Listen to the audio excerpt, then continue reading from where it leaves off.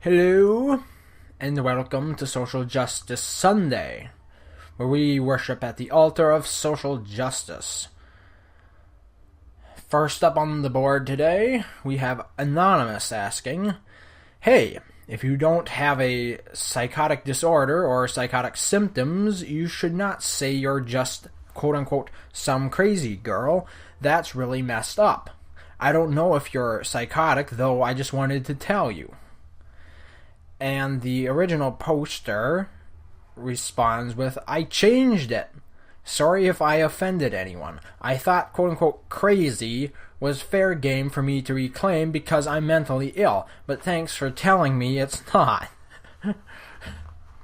That's pretty good. Uptown Mouse says, male authors shouldn't be allowed to write female protagonist narration. They are either too much of a Mary Sue or the book becomes way too creepy.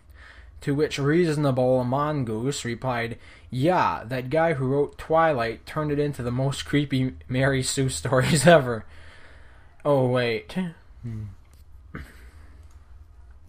Oh, this is a classic. Instead of Cards Against Humanity, we have Ladies Against Humanity. It's like Cards Against Humanities, but by ladies for ladies. 18-year-old girl thief Anonymous asked, why do you make such a big deal about racism when you're being racist about white people? This is why people think niggers are dumb. To which Rich Eat the Rich 18-year-old girl thief responds, here is your first lethal error, thinking racism and whites against whites actually exists. Laugh my ass off. Second lethal error, thinking you're hard and tough for calling me a nigger while hiding behind a gray face like a castrated ballless bitch. One thing I have to ask, how do we know that the person behind the gray-faced ballless castrated bitch isn't another black person? Just some food for thought. I mean, it's not like all black people out there think that you can't be racist towards other people or towards white people. It's so retarded. I should guard myself right there. I might have triggered someone.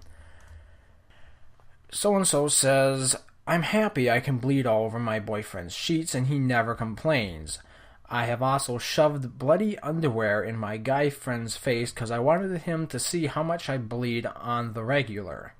This photo is important, presumably a photo of, let everyone see your blood stains. It's better than a skateboard bail wound. It's blood that doesn't come from a wound or injury. It comes from our existence in this world. It says we're here. This is interesting. I find it interesting because basically it is a form of waste. To simplify it, it'd be like saying it's important that everyone sees your shit-stained underwear because it comes from our existence in this world and it says we're here. Now, yes, I understand that only women actually... If you have a wet dream at night, you should shove that in everyone's face because it says that you are here. It comes from our existence. That semen in your underwear, just go ahead and shove that in your girl's, your guy friend's face. Now, that's interesting. Is this guy friend the boyfriend? I think not. Okay, so just take the underwear you got with the semen in it from your nocturnal emissions and find a woman friend of yours and stick it in her face because it says we are here. Us men are here. I love that. It's a great analogy. How do you think people would put up with that? It's waste, okay? It's waste. It's out of the body. Just get rid of it. Nobody wants to see it.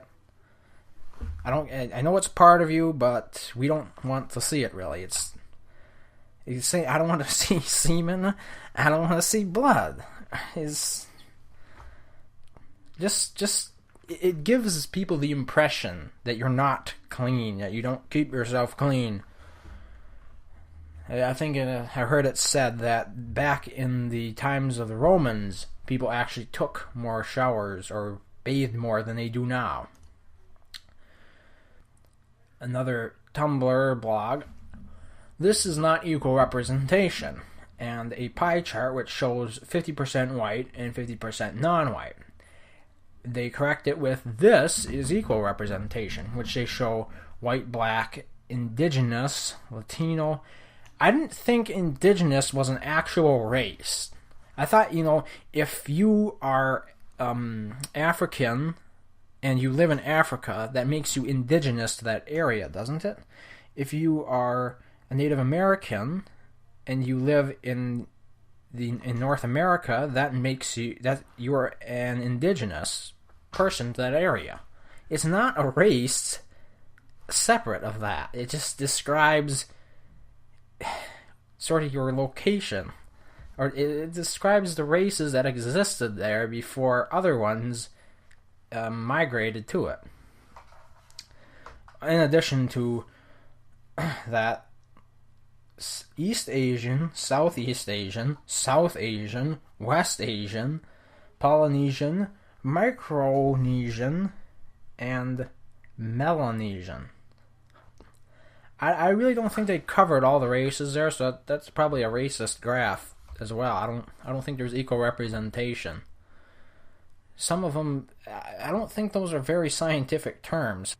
More important or broader scope of this, though, is the fact that they enjoy painting everyone into their own little boxes. Basically, if you're white, you're in the white box, and if you're any shade that isn't quite white enough, you're in the non-white box. That way we can fight each other. I think most people would be insulted by being painted into boxes like that. It's very binary. I'm sure that triggers someone. And finally, we have, this is Thin Privilege. A Tumblr blog post. Gentle Knight replied to your post, I just saw a plastic surgeon about. And the quote is, oftentimes you can't do surgery on a larger body because of the strain it puts on the heart. Your doctor is just trying to look out for you by asking you to bring your body weight down to a number that is safe to operate on with minimal risks.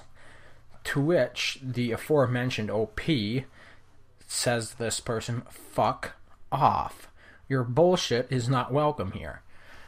Of course. Heaven forbid we actually bring facts into the conversation. Fuck facts, man. We should do whatever the hell we want. After all, facts are a societal construction. We don't need facts unless we want them. Unless they bolster our narrative, then we can use them, even if we have to twist them a little bit, shove a square fact to a round hole. But you get it. Anyway, OP goes on, after telling this helpful person to fuck off, we've, presumably the OP and other people on this Thin Privilege blog, we've posted more articles than I can count about the excuses surgeons give for not wanting to operate on fat patients is about never having bothered to learn to do so safely, never having developed solid anesthesia guidelines, never having trained on fat corpses in meds school, never having developed the tools to hold fatty tissues out of the way. It's bullshit. Fuck off, asshole. Do not defend fat-phobic behavior to us. Signed, MG. And I love it, in a later comment to this, in which edays03 says, medical student here. Let's break this down a little bit. Quote, excuses surgeons give for not wanting to operate on fat patients is about never having bothered to learn to do so safely. To which our hero here replies, surgeons spend 4 years in medical school, 5 years in a residency program, and then an extra few years if they want to specialize. All that training is necessary to make sure they do surgeries well, and most importantly, safely. This is fucking offensive to those who actually go down this path in their medical career. Continuing on to address never having developed solid anesthesia guidelines. General anesthetics work by going into lipid-rich areas and staying there, including your brain. The more lipid-rich areas in the body, the more anesthesia will be stored there. The more anesthetic stored in your body, the longer it takes for the patient to wake up from anesthesia. The longer it takes the patient to wake up, the more dangerous it is. Anesthesiologist's goal is to use the minimum amount of anesthesia to get the patient under, keep the patient under, and bring the patient back as fast as possible. Having a shit ton of fat on your body makes the anesthesia a lot more unpredictable, and an anesthesiologist's job is that much more difficult. Like I said, the OP was adverse to hearing actual facts. And TLDR, fat makes surgery a lot more difficult. It's an elective surgery in this instance, so they have the option to delay until everything is better. Tumblerina explodes about thin privilege, thinking she knows everything about how surgeons work. I believe that takes care of today's sermon. Tune in next week when we will cover more Tumblr idiocy. Thank you for listening, and until next time, farewell. Farewell.